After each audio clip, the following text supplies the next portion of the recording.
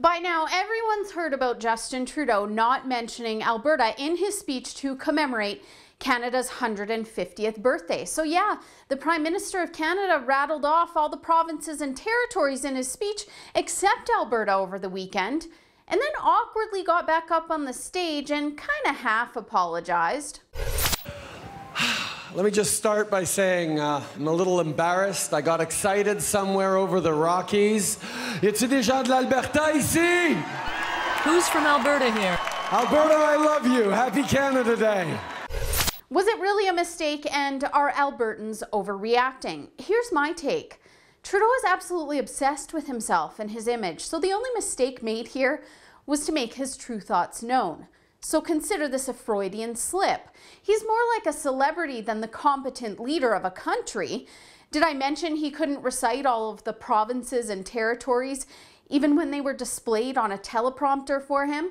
He's like a moth to a flame when there are cameras around, and absolutely everything he does is all about his image. He's obsessed with what people think about him. That's about as deep as Justin Trudeau gets. He knows that showing his public disdain for Alberta would damage his image, and he already learned this once because he did it before and it ended badly. Canada fait dur maintenant parce que c'est des Albertains qui contrôlent notre agenda communautaire et socio-démocratique. Ça marche pas. Est-ce que le Canada est mieux servi quand il y a plus de Québécois au pouvoir que quand il y a plus d'Albertains au pouvoir? Ben, je suis libéral, alors c'est sûr que je pense que oui. Certainement, quand on regarde les grands premiers ministres du 20e siècle, les seuls qui ont vraiment tenu le coup, c'était des députés du Québec. C'était Trudeau, c'était Mulroney, c'était Chrétien, c'était Paul Martin. Alors, on a un rôle, on a ce pays, le Canada, est à nous. We already know that Justin Trudeau hates Alberta. He hates us just like his dad and former Prime Minister Pierre Trudeau did, so it runs in the family. We were once a rich province before Notley took over, and those in the east are not. So we must pay for their jealousy, according to the Trudeaus. That's why Trudeau Sr. brought in the National Energy Program, to transfer our wealth to the east. And consider Trudeau Jr.'s constant attacks on climate change his not-so-subtle way of attacking Alberta, too. We all know whose emissions he's talking about every time he mentions it. But what's more is the Trudeau apologists over at the CBC spent their entire day making excuses for the Prime Minister. I know, you're thinking, why are you watching the CBC, Holly? Well, over here at the Alberta Bureau, one of our mottos is, we watch the CBC so that you don't have to. Someone's got to hold the media party to account. So anyways, Peter Mansbridge hosted the day's festivities, which he chose as his last day on air because he's retiring. And just to remind you of how cozy he and Trudeau are, the PM and his wife paid him a special visit during the broadcast filled with kisses and hugs, which, by the way, occurred after Trudeau forgot to mention us, and Mansbridge didn't bother to question him about it. I don't think Peter Mansbridge expected to spend the day coming up with excuses about Trudeau's mistake, but he did it anyways.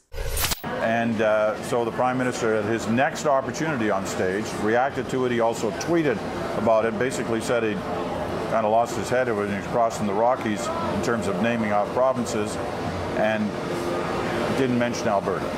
You know, it was a mistake, but that's one of those things that lasts, you know. People remember that. But he's tried to acknowledge it immediately and correct it, and, you know, kind of included a smile about it as well.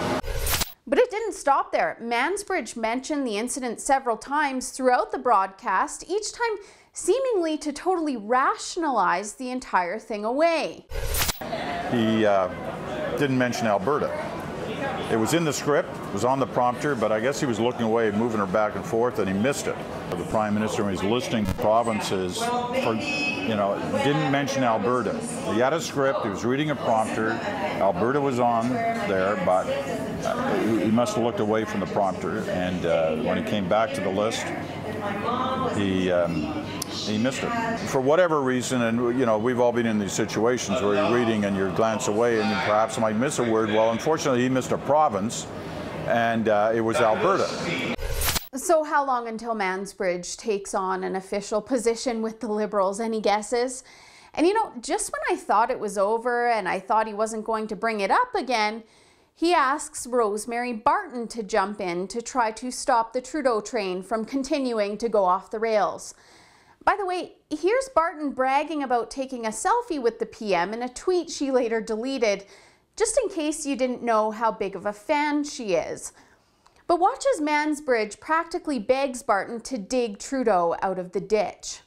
Those kind of moments can cause you real problems in the long run. And so the question is, was he able to turn it around? I guess time will tell, but he did try to turn it around in that moment.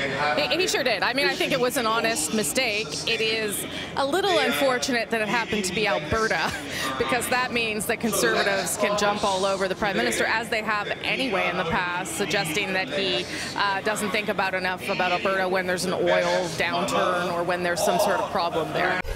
Let's face it, the CBC just wishes this was a mistake. Did you notice that little jab that Barton took at the Conservatives? Not like the CBC are the official opposition or anything, and holding the Liberals to account isn't their job or anything. And notice how Barton brushes Alberta's economic crisis off like it's trivial nonsense. Can you get any more elitist? Yeah, we know you're pretty comfortable over at the CBC with your government-paid salary, Barton. You know what else? It took a Canadian-born celebrity living in Los Angeles, Sandra Oh, to call Trudeau out first for forgetting about us. But just one thing, let's hear for Alberta. All right, my best friend lives in Alberta. I heard it, I'm not forgetting Alberta. That should tell us all we need to know about the CBC and about Justin Trudeau. A Hollywood celebrity comes across as more down-to-earth, less elitist, and less tone-deaf than not only the journalists over at the public broadcaster, but even our Prime Minister. For the Rebel.media, I'm Holly Nicholas. At The Rebel, we don't take government subsidies to bring you the other side of the story. So if you liked that video, don't forget to hit the subscribe button or make sure to hit the link to check out our subscriptions starting at just $8 a month.